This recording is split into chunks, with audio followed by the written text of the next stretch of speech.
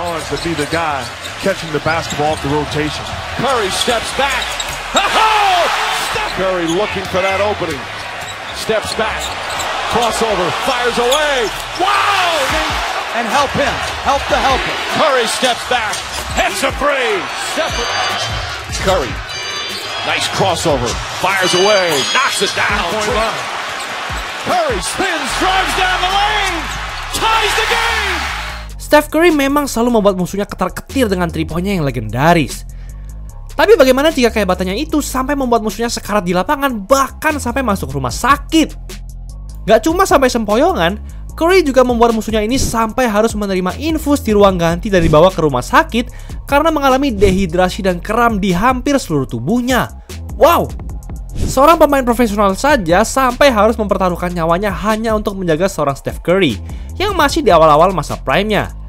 Pria ini tuh udah kayak orang yang ngejar pesawat jet cuy, karena menjaga Steph Curry pada dasarnya adalah hal yang mustahil. Tapi bagaimana Curry bisa melakukan hal tersebut? Apa yang sebenarnya terjadi di lapangan pada saat itu? Momen menegangkan ini terjadi di NBA Finals 2015. Bagi kamu yang mengikuti NBA sejak 2015, kamu pasti familiar dengan nama Matthew Dellavedova. Dan sebenarnya, masih ada lebih banyak detail yang sangat menarik selain Dellavedova yang hampir mokat yang akan gue bahas sepenuhnya di video ini. Di game pertama, semuanya berjalan lancar sesuai dengan harapan Warriors yang baru saja memulai era dominasinya di NBA. Curry yang baru dinobatkan sebagai MVP NBA untuk pertama kalinya bergerak dengan sangat gesit, baik dengan bola maupun tanpa bola, dan aktif melakukan pick and roll untuk memudahkannya mencetak skor. Di sisi lain, Cleveland Cavaliers juga memiliki kekuatan yang setimpal untuk memberikan perlawanan. Tapi yang setelah ini mengubah segalanya bagi mereka. Di babak overtime, salah satu bintang andalan Cavs yaitu Kyrie Irving mengalami cedera retak di tempurung lututnya. Itu membuatnya harus absen hingga NBA Finals berakhir. Cavs yang sudah kehilangan Kevin Love di beberapa ronde sebelumnya kini semakin dihantam nasib malang dengan kabar Kyrie itu. Mereka pun nggak punya pilihan lain selain membuat perubahan dengan menempatkan Matthew Dellavedova di starting lineup game berikutnya. Baik yang mengira perjuangan Warriors akan semakin dipermudah dengan kondisi Cavs yang sakit-sakitan ini. Tapi apa yang dilakukan Dellavedova setelah ini justru mengatakan sebaliknya.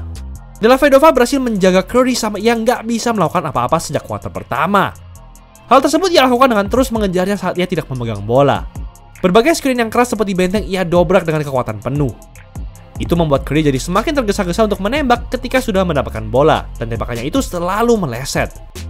Curry sempat mencoba untuk menyerang dengan pick and roll, tapi ia masih nggak bisa mencetak skor. Bahkan udah ada space pun Curry masih kesusahan. Semua usaha keras Dellavedova itu membuahkan hasil dan momentum yang baik. Tapi di sisi lain, itu juga mendatangkan resiko yang serius. Di pertengahan kuarter ketiga, Dellavedova sudah terlihat kehabisan tenaga di lapangan dan gak bisa berlari dengan baik. Bagaimanapun, ia sudah memberikan dampak yang luar biasa kepada Curry. Curry jadi semakin gak sabaran di sisi offense. Curry yang awalnya mencetak 26 poin di game 1, jadi hanya mencetak 19 poin dengan akurasi field goal 21,7% dan 3 point 13,3%. Sangat-sangat buruk, apalagi untuk shooter legend sekelas Curry. Cavs akhirnya berhasil mencuri kemenangan di game kedua secara dramatis. Dan yang terjadi di game ketiga ternyata jauh melebihi ekspektasi semua orang. Warriors kembali memasang banyak off-ball screen untuk Curry dan juga untuk membuat Dellavedova capek lebih awal. Tapi defense Cavs masih sangat rapi dan tenang, sehingga mereka berhasil menangkal strategi Warriors itu. Dellavedova tetap menjalankan tugasnya dengan sangat baik dan membuat Curry lagi-lagi menghadapi masalah yang sama seperti game kedua. Bahkan saat kuarter kedua berakhir, Curry hanya mampu mencetak total 3 poin saja. Mentalitas Curry dan Warriors benar-benar dites di momen ini, dan ternyata mereka berhasil menunjukkan ketangguhan mereka. Warriors berhasil berbenah dengan strategi pick and roll baru mereka dan mulai comeback setelah tertinggal hingga 20 poin. Curry pun berhasil menemukan ritmenya kembali layaknya seorang MVP. Tapi sepertinya upaya Warriors sudah terlalu telat untuk bangkit di game ini. Cavs pun masih bisa menghentikan Warriors pada menit-menit terakhir. Dan Dellavedova sukses memberikan performa yang berapi-api juga dengan 20 poin, 5 rebound, dan 4 assist. Perjuangan Dellavedova ini sungguh inspiratif. Yang awalnya nggak dipilih sama sekali di NBA Draft, justru berhasil berjuang mati-matian untuk masuk roster Cavs. Dan sekarang ia berada di panggung tertinggi NBA melawan Curry dan dinasti terhebat di era modern. Dan ia pun berhasil bersinar dengan segala kesempatan yang ia punya. Tapi kenyataannya, tubuh Dellavedova juga memiliki batas maksimalnya.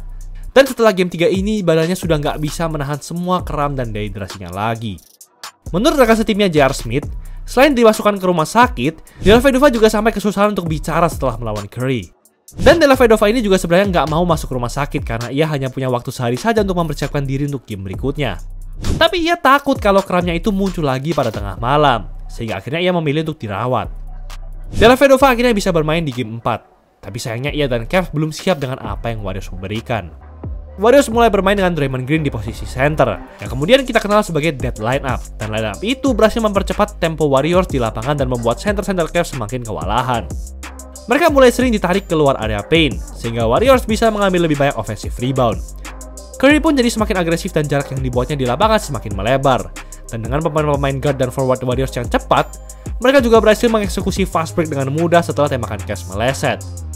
Dengan tempo Warriors yang semakin gila ini, energi Dellavedova jelas semakin terkuras sampai tidak ada yang tersisa. Game kelima pun memberikan cerita yang serupa. Setelah menang dominan di game 4, Warriors kembali mengejutkan Cavs dengan memberikan lebih banyak double team.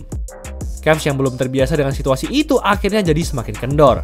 Belum lagi dengan offense Warriors yang masih sama mengerikannya. Warriors sudah seperti mengunci posisi mereka untuk mengendalikan jalannya pertandingan. Tapi masih ada perubahan strategi Warriors yang gak kalah menarik. Sekarang Curry dan Klay Thompson sama-sama memberi screen untuk satu sama lain. Karena Dellavedova dan Iman Shumpert gak berhenti menempel Curry dan Klay, aksi sederhana ini berhasil memberikan ruang yang cukup untuk shooting. Dan akhirnya, Curry membiarkan dominasinya di lapangan berbicara dengan sendirinya. To me, Mozgov's got to come into the pick and roll right there. Curry pulls up. That's good. And Steve Kerr wants Harrison Barnes to be the guy catching the basketball off the rotation. Curry steps back. Ha-ha! Curry splits the defense, goes down the lane, left-handed. Looking for that opening. Steps back. Crossover. Fires away. Wow! Curry for three. Bang! Curry dan Warriors berhasil memenangi game kelima, dan sepertinya pada momen itu, mereka memang sudah ditakdirkan untuk jadi juara NBA karena Cavs sudah tidak punya jawaban lagi. Kehilangan Kyrie Irving dan Kevin Love akhirnya membuat mereka kewalahan. LeBron James sendirian saja nggak bisa menyelamatkan skuadnya sendirian. Dellavedova pun sudah menjadi sosok yang berbeda setelah ia masuk rumah sakit. Sejak game keempat sampai game keenam, ia hanya mencatatkan rata 5 poin per game dengan akurasi field goal 19% saja, di mana hanya 5 dari 26 tembakannya masuk. Dellavedova sudah jelas-jelas mencapai batas akhirnya. Pelatih Cavs akhirnya memotong menit bermainnya di game ke-6 karena pada dasarnya Dellavedova sudah nggak bisa ngapa-ngapain lagi. Cavs pun akhirnya harus mengakui dominasi Warriors di game ke-6. Menurut gue, NBA Finals 2015 ini merupakan salah satu final yang paling seru dan ikonik. Kedua tim sama-sama diuji dan berhasil memberikan hasil yang impresif. Cavs berhasil beradaptasi bersama Dellavedova setelah kehilangan Kyrie dan Love. Begitu pula dengan Warriors yang mampu membaca situasi dengan cepat dan berani memakai line up yang belum pernah mereka gunakan sebelumnya. Curry juga telah membuktikan bahwa dirinya memang layak untuk disebut sebagai MVP dan shooter terhebat di bumi. Tapi di sisi lain, Dellavedova juga sudah menunjukkan bahwa ia siap menerima tugas berat dengan tekanan yang tinggi meskipun ia bukanlah seorang pemain bintang yang spesial. Itulah episode kali ini. Desain jersey tim kamu di Easy Sportswear cuma 100 ribuan, free desain 4 hari doang jadi. Gas sebelum promonya habis. Jangan lupa like dan subscribe agar channel ini bisa berkembang dan menghasilkan video menarik lainnya. Thanks for watching, I'll see you next video.